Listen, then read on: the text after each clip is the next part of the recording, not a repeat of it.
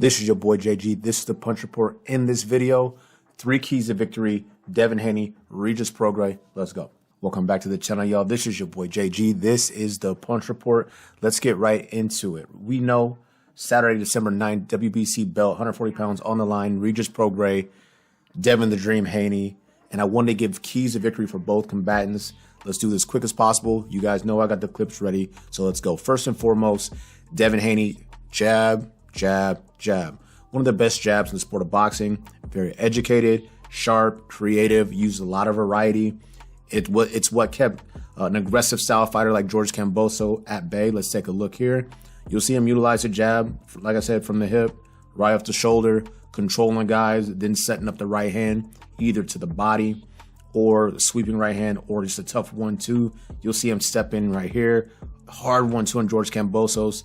That's because he's made George Kambosos live in that middle lane where he doesn't know if he's coming or going. And then you can see a guy set his feet and get off the 1-2 as Devin Haney does here in the clip. It makes it for a long night. Devin Haney used the jab, set up the right hand, keep opposition at bay, understand those core principles, those core tenets of jab, measure, distract, damage, deploy your offense. Moving on to key to victory for Devin Haney, number 2. This one is defensive responsibility, and it's one of the things that he has to be mindful of, that being Devin Haney. I can put clips in right here. You look at the fight with Jorge Linares. You look at the fight for Jojo Diaz. You look at the Lomachenko bout as well, where Devin Haney makes hand exchange mistakes in the exchange and ends up getting caught with stuff that I feel like even if you get caught, because fighters fight and you get hit, but some of the shots he doesn't see coming. Good example is that Jorge Linares uppercut, and then Lomachenko was able to really get on really creative angles and put Devin Haney in precarious situations where the best he could do was shell up and then try to get offense back right away.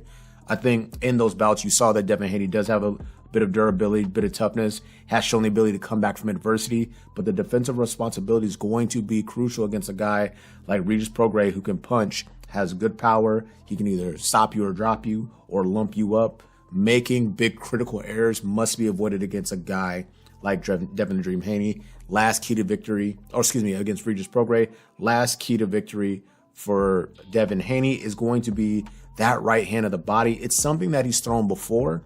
He is fighting a lefty, but he just fought a lefty in Vasily Lomachenko, and his right hand of the body was a game changer because it really stopped the momentum of Lomachenko, made him reconsider, rethink, reset before he really wanted to, and didn't allow Lomachenko to fight on his schedule or his rhythm or pattern. Lomachenko still had success, but this is a punch that probably sealed the deal from the perspective of making those investments to the body nice and early to slow down the opposition late in the fight. Lomachenko tries to come on late. He has some success, combination, punches and bunches, as you see here. But ultimately, Devin Haney's work was able to stem the tide and get that done, especially in the 11th and 12th round. Now, I had Lomachenko winning the fight against Devin Haney. Judges saw it differently, but it was a close fight where people now had questions or more excited to fight at Devin Haney because you see that type of performance. But the keys of victory for Devin Haney: the jab, defensive responsibility, and utilizing that right hand of the body against Regis Prograis, a guy who I think struggles at times with some of his fitness and getting prepared for bouts. Speaking of Regis Prograis, moving on to the WBC champ, 140-pound Regis Prograis, one loss to Josh Taylor in a close contest. He lumped up his eye, had him looking crazy. Awkward style, big power as I mentioned, but we're going to get into his keys of victory. So for Regis Prograis, first and foremost, we know he has power, very legitimate power, very real punching power. And let's take a look at some of the clips here that highlights this. You got stoppages that come nice and early, stoppages to the body, guys getting dropped to the body.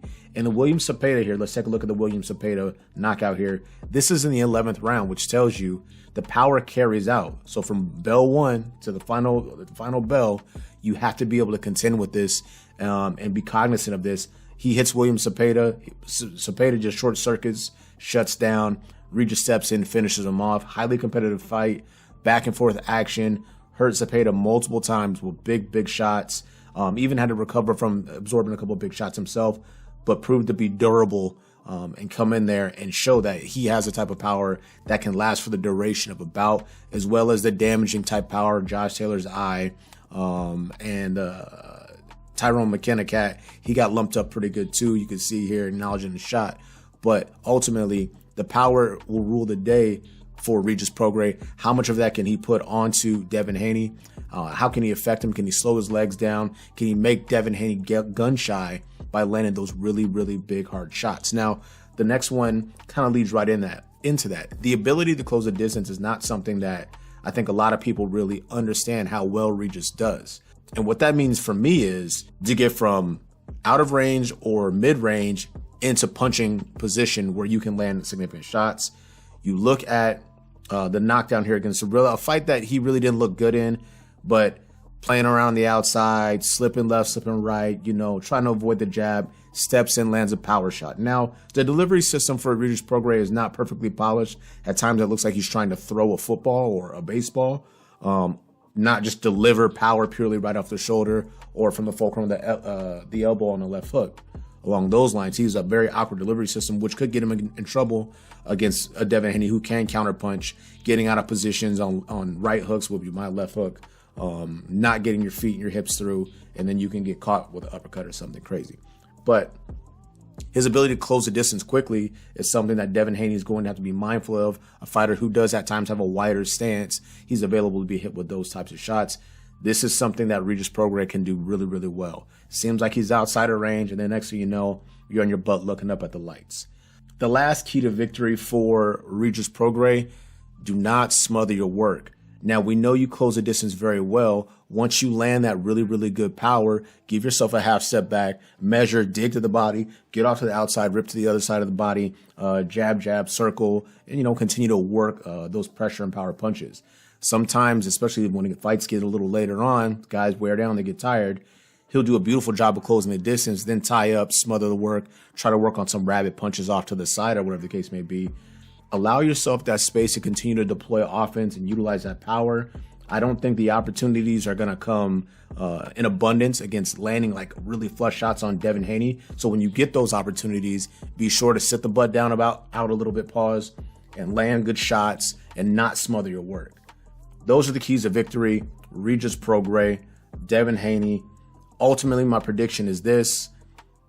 It's a coin flip fight, 50-50. I'm having a hard time struggling with this. And now there are variables. Devin Haney's come to 140. I have questions about Prograis' fitness, not his will, but his fitness at times. Will it hold up against a guy that that's going to be prime in shape, new to the division, however, but I believe in Devin Haney's preparation and his work. Ultimately, I got to lean a little bit towards Regis Prograis' power over the offensive boxing prowess of Devin Haney. But this is marginal stuff, hair splitting. I look forward to a great fight. Let me know what you guys think in the comments section. I'll flip-flop back and forth for a couple more days until this one finally pans out. This is your boy JG. This is the Punch Report. We out.